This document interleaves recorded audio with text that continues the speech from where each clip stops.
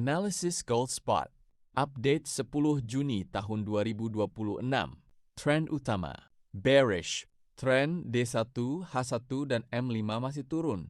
Harga berada di bawah resistance penting. Berita terbaru hari ini. Emas turun karena pasar khawatir inflasi ES masih tinggi. Suku bunga berpotensi tetap tinggi lebih lama. Ketegangan AS-Iran masih menjadi faktor volatilitas pasar. Fokus investor tertuju pada data inflasi dan kebijakan The Fed. Harga emas turun ke area 4.200 hingga 4.260. Support utama berada di area 4200. Jika support ditembus, harga berpotensi menuju 4100 hingga 4000. Analisis teknikal. T1. Trend bearish. Resistance 4.367 hingga 4.439. Support 4,200. H1. Trend bearish. Resistance 4.367 hingga 4.439. Support 4,200. M5. Trend bearish. Cocok mencari entry setelah pullback. Hindari buy selama harga di bawah 4.250. Skenario sell. Sell agresif 4.235 hingga 4.255. Sell aman 4.280 hingga 4.310. Target 14180. Target 24150. Target 34100. Stop loss di atas 4.320. Skenario buy. Buy hanya jika H1 berhasil tutup di atas 4.255 hingga 4280.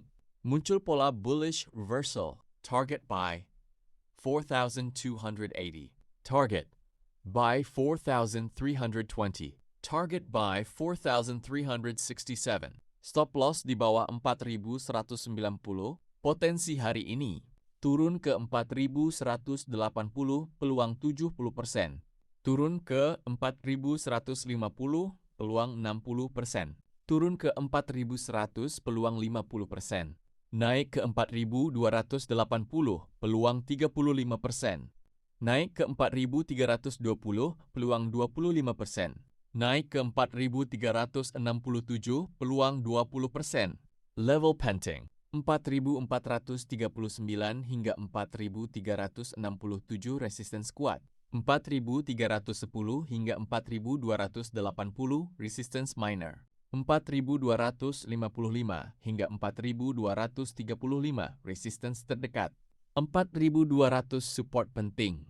4.180 hingga 4.150 support minor. 4.100 hingga 4.000 support kuat berikutnya. Kesimpulan, tren D1 dan H1 masih turun. Harga berada di bawah resistance penting. Sentimen pasar masih negatif terhadap emas. Strategi utama saat ini adalah sell. Area sell favorite 4.235 hingga 4.255. Target 4.180 lalu. 4.150 lalu. 4100. Manajemen risiko. Gunakan risiko maksimal 1 hingga 2% per transaksi. Pastikan rasio risiko dan keuntungan minimal 1:2. Gunakan stop loss sesuai rencana. Hindari overtrading. Fokus pada setup terbaik. Disclaimer. Materi ini hanya untuk edukasi, bukan ajakan membeli atau menjual. Keputusan trading sepenuhnya menjadi tanggung jawab masing-masing trader.